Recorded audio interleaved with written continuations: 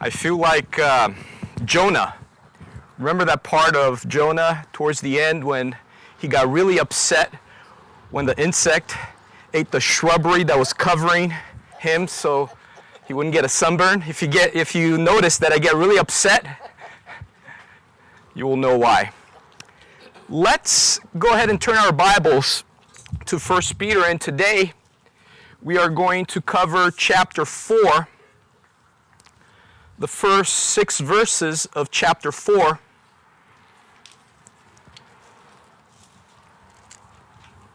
And let's get right to it.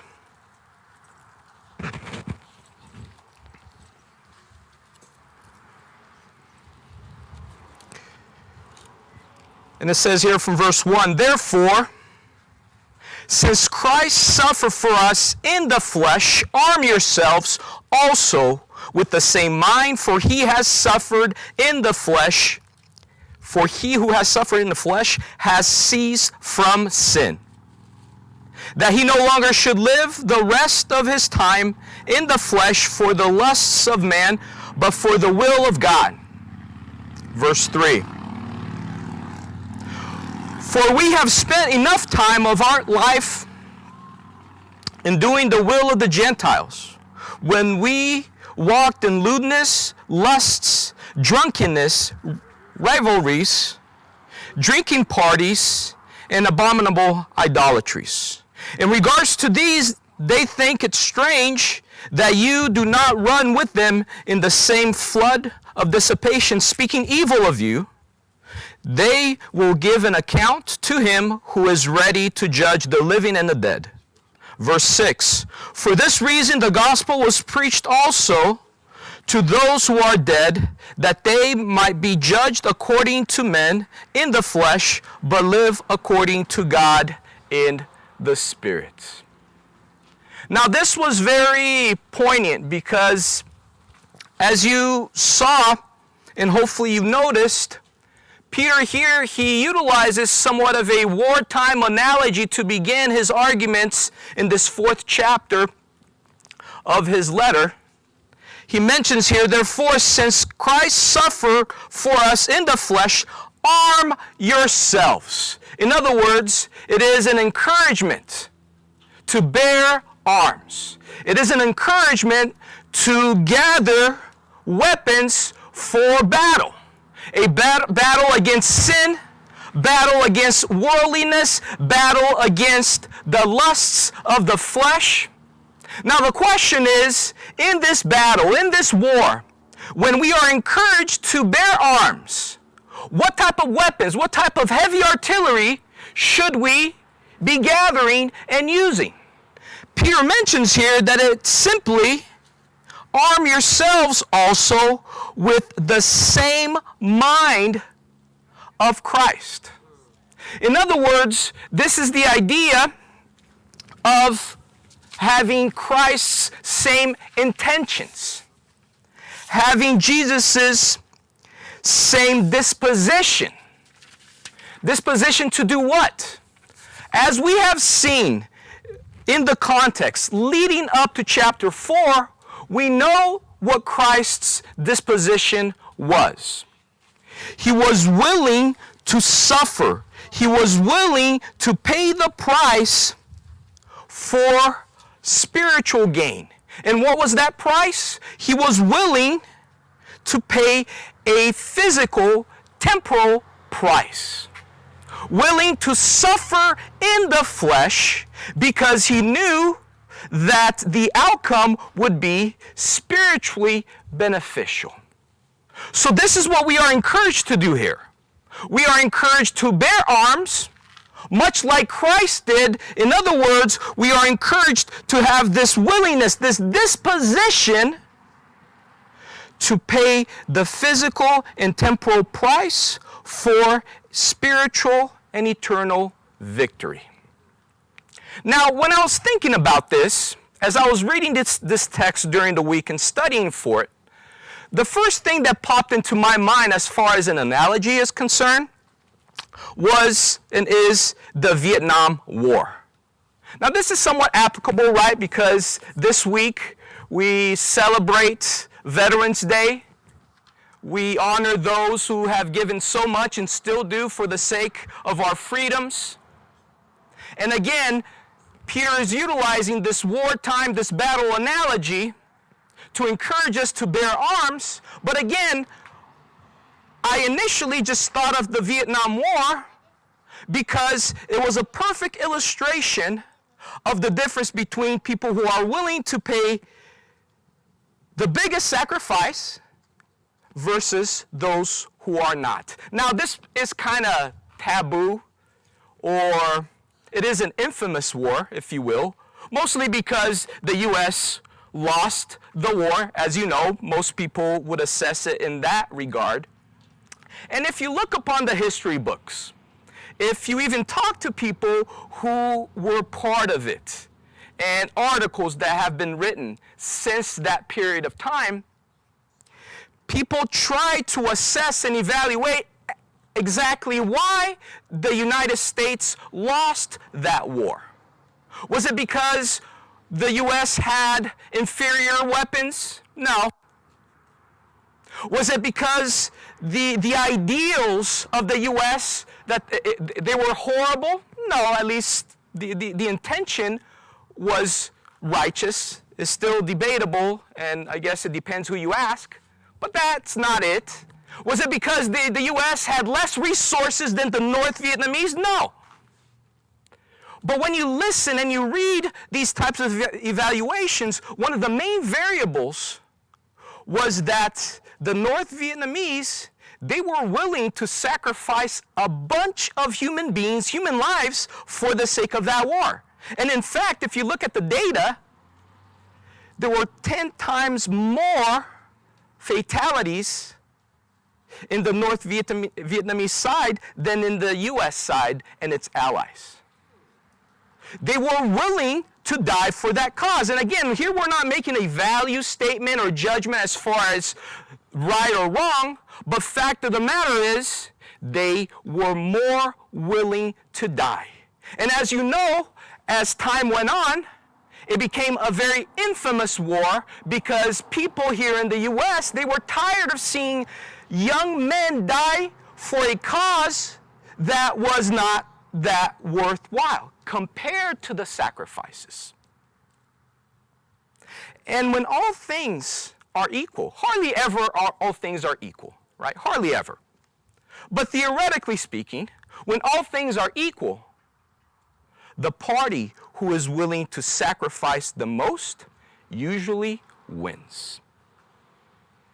And again, the reason why I thought of this analogy, I thought of this history, is because it fits right into Peter's argument here regarding the willingness to sacrifice for a cause. The victory is spiritual. It's not of this world, and much of it will be felt in the future. But those who are willing to pay the temporal and physical price for that will likely benefit from this spiritual victory.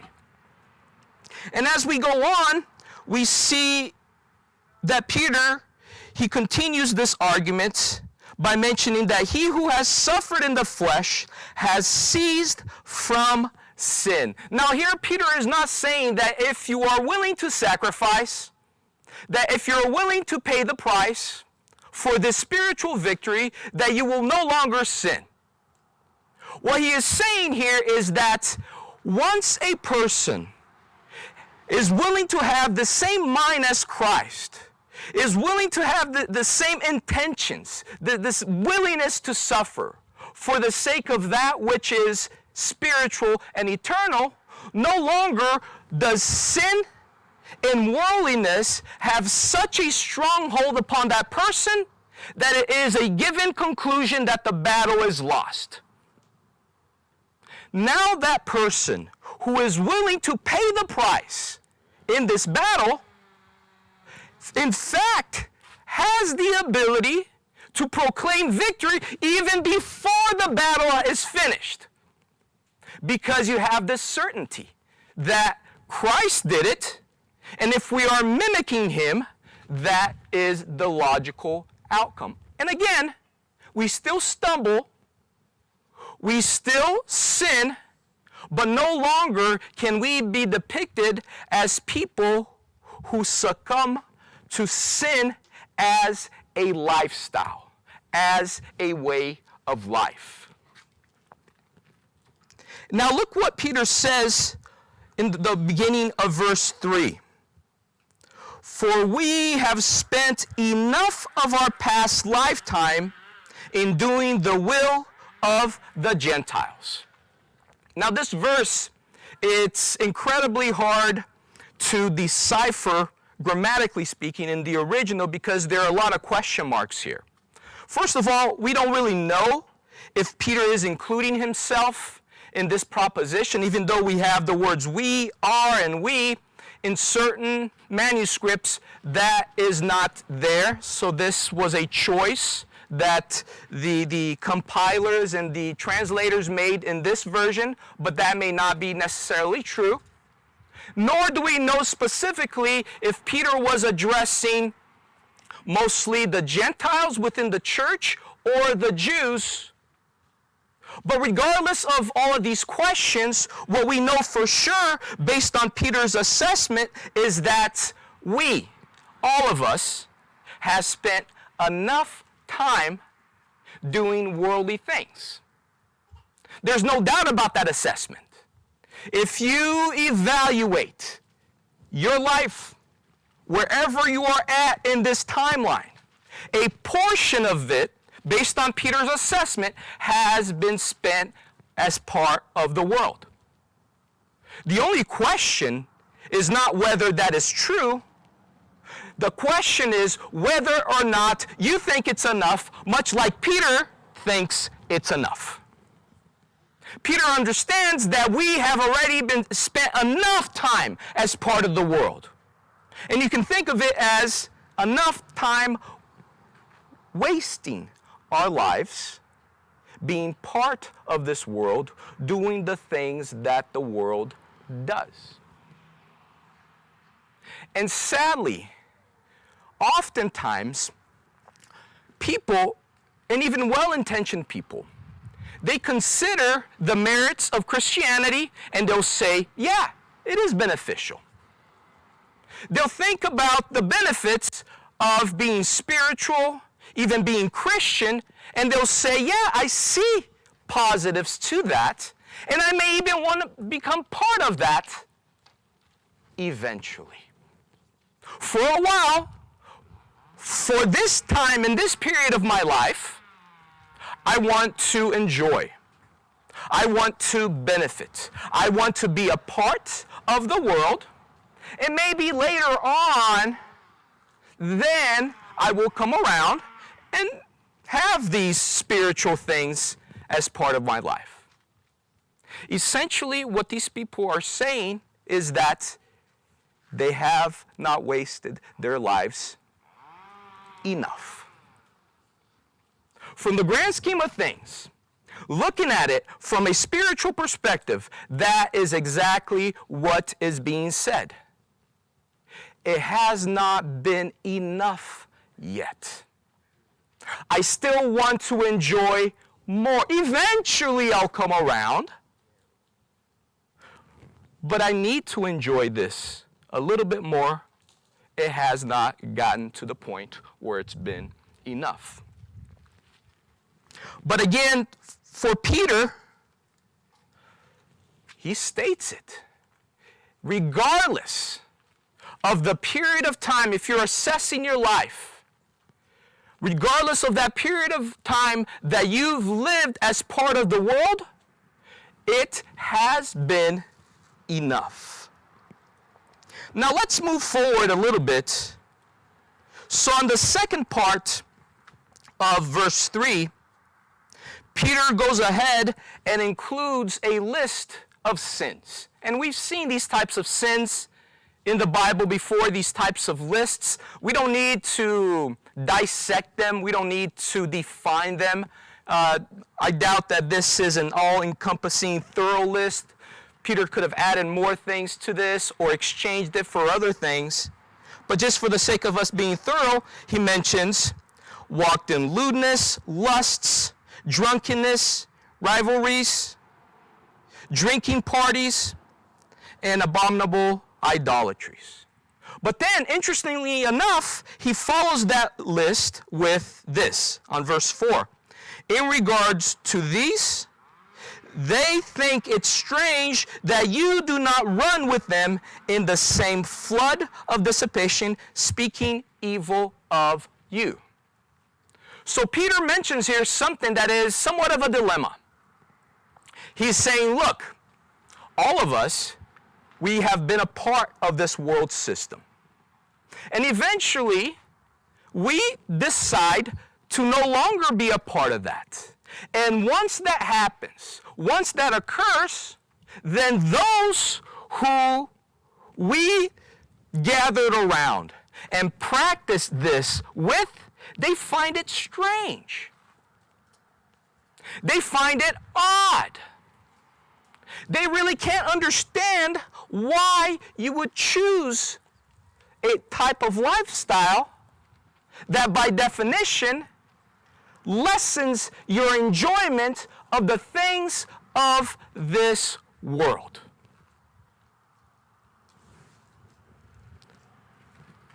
But again, Peter is not saying that this is a possibility. He is saying that this is fact. It happens. And it will continue to happen. And the dilemma is having to deal with this. Why? As human beings, we like to fit in. We are naturally inclined to be part of communities. We want to be accepted. That's part of our DNA. And when we feel detached from a community, even if it is a worldly community, it hurts. It is difficult. It is challenging. Hence the dilemma. Hence the reason why people struggle so much detaching themselves from the world, because automatically those who they considered their peers, their friends, even their family members, now all of a sudden think that they are the strangest thing in the world, that they are weird, sticking out like sore thumbs. And that's a huge dilemma. That is something that we have to face. And Peter goes on, after stating that this is a fact, that this will happen, he adds something encouraging. What does he add that is encouraging? Essentially, he mentions that those who speak evil, those who have that type of analysis, they will get what is coming to them.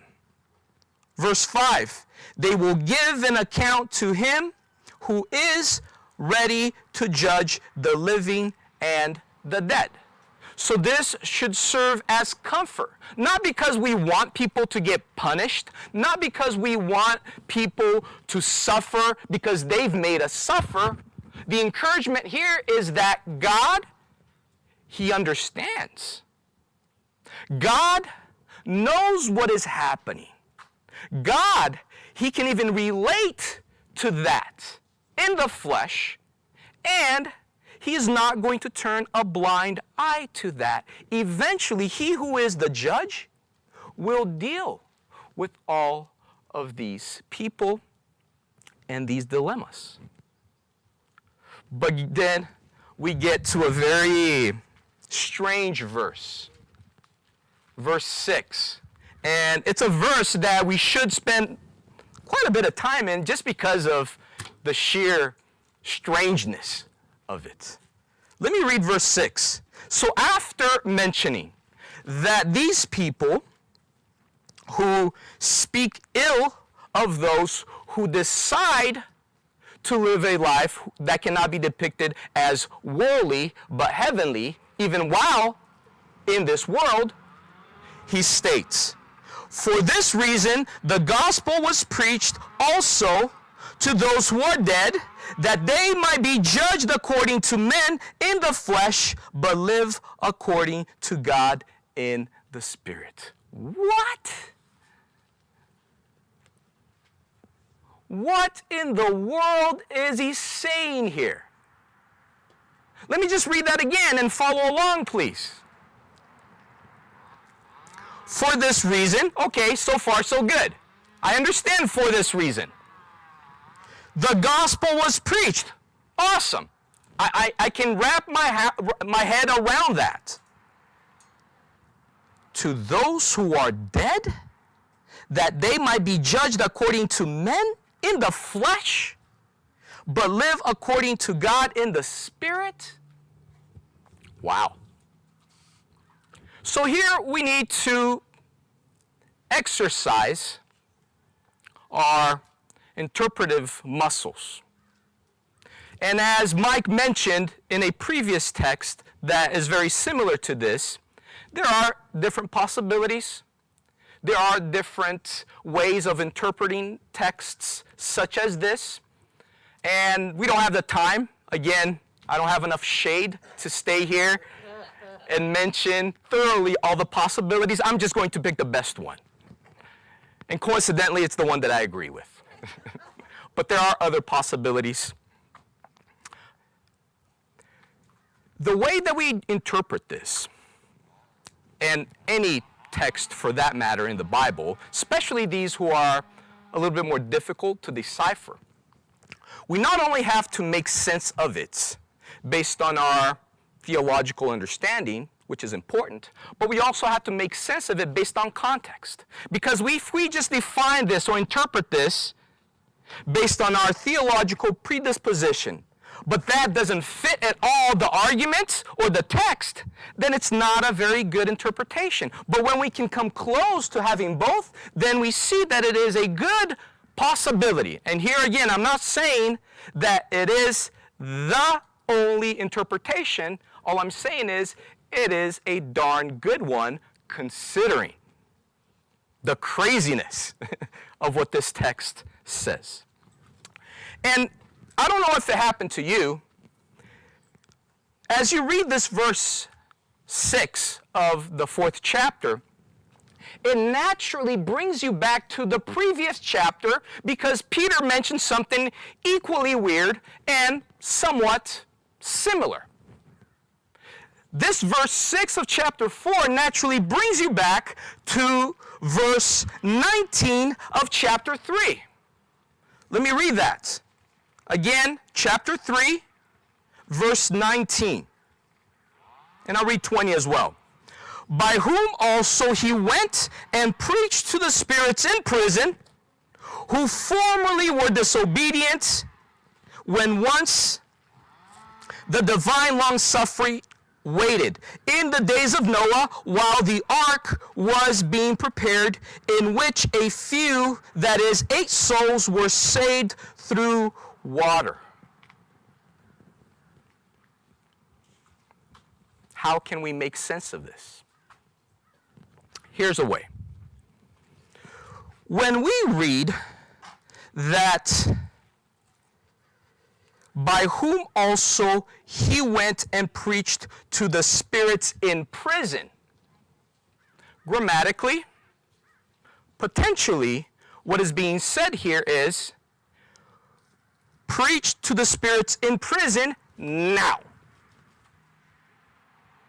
Do you know these spirits, these souls, these people who died and are now imprisoned in heaven, in hell, excuse me?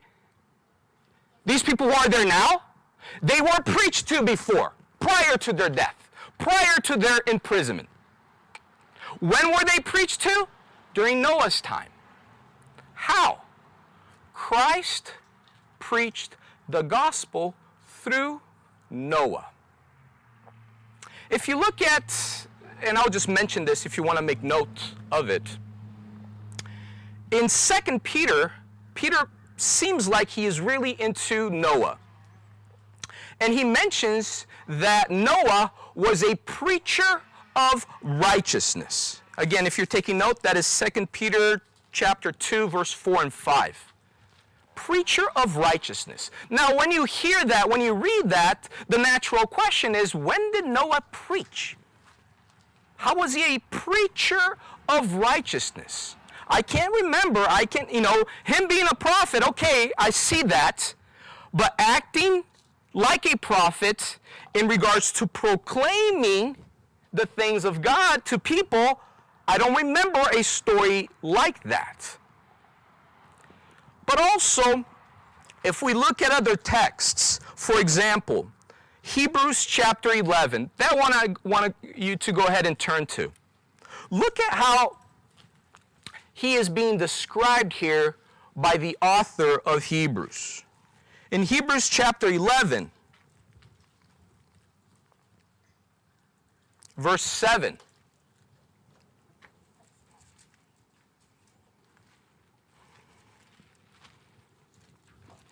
Look at how Noah is described.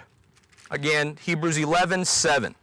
By faith, Noah, being divinely warned of things not yet seen, moved with godly fear, prepared an ark for the saving of his household, by which he condemned the world and became heir of the righteousness which is according to faith. He prepared an ark for the saving of his household, by which he condemned the world. Salvation, condemnation. If you look at biblical chronology and the ages that are given when the account was originally documented in the Bible, you will see that it took at least 50 years for Noah to build the entire ark. 50 to 75 years is a good estimate. And you can believe that as he was doing that, people noticed, right? That is obvious. A huge structure that has never been before for that purpose. And you can think of people coming around and asking, why in the world are you building that? Well, there's a flood coming. God is going to judge.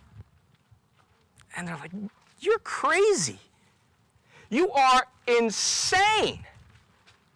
What is this about a flood? What is this about judgment? I just talked to you, by the way, last year. Flood is not here. Where's the judgment? And Noah, all he could do is keep on building.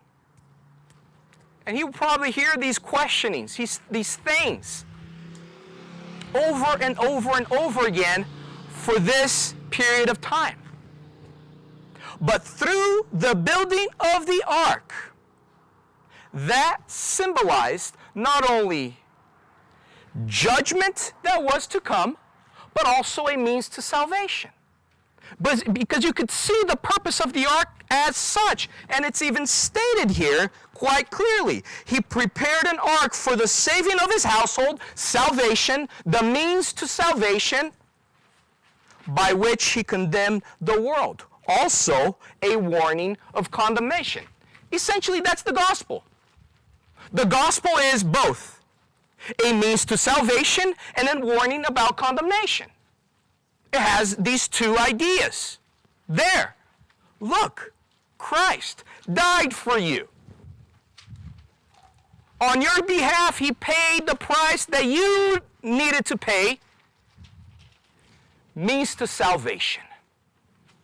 However, if you don't believe in him, if you do not get inside the ark, what is going to happen?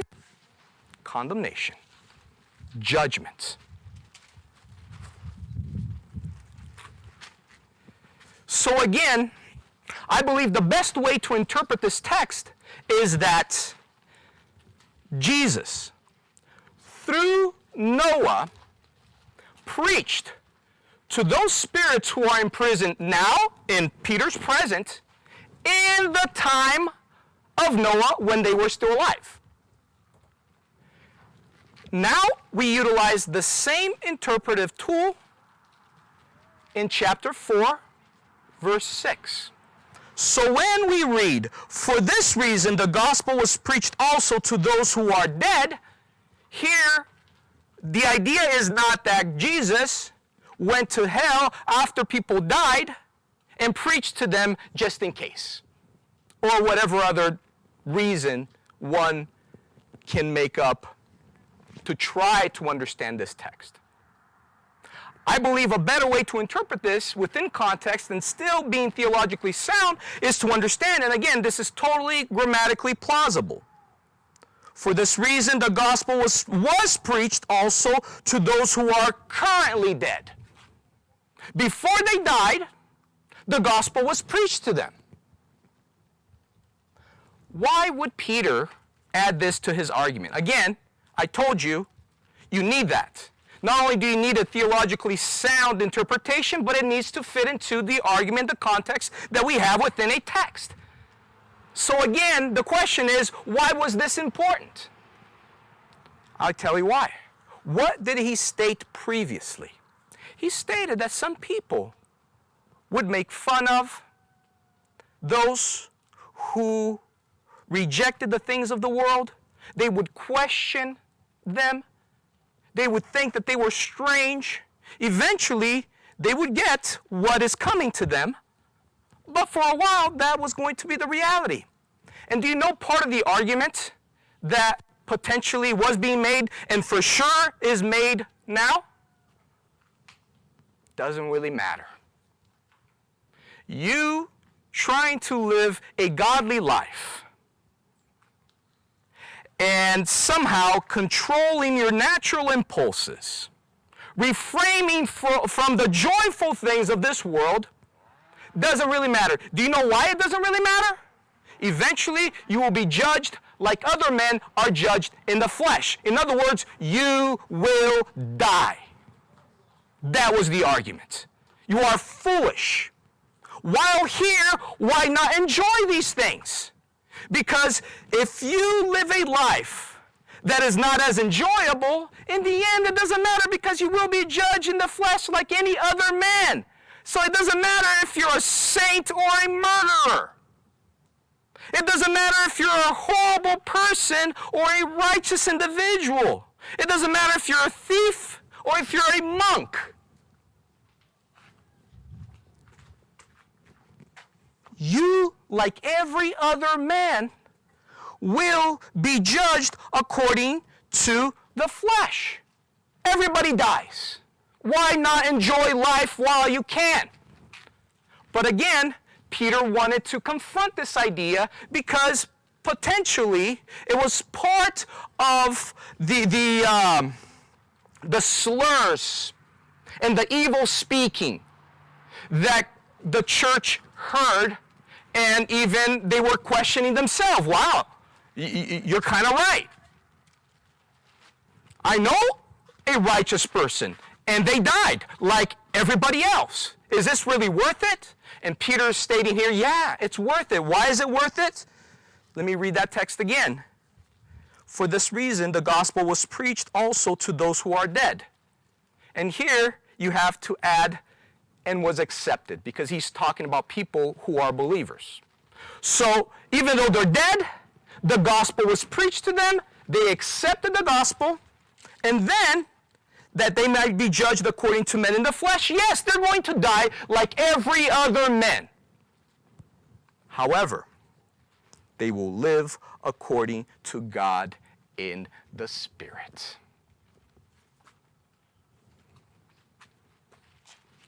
Big picture. Fits perfectly with Peter's argument. What is Peter's argument here? Bear arms. With what? The mind of Christ. What is that? What is the mind of Christ? The disposition, the willingness to suffer now in a temporal way, in a physical way, the discomfort that we may have in this world for the sake of a spiritual reward that is to come. Something beneficial that you may not really experience fully now, but it is to come. Yeah. You will die like any other man. However, the gospel was preached to you prior to death. And because you accepted that gospel, because you believed, you will live according to God in the Spirit. Amen? So again, Veterans Day. We are encouraged to do that which many have done in the past and continue to do. Bear arms. But instead of cannons, shotguns, and not to say that those things are necessarily bad, when needed, go for it. But much more, bear arms.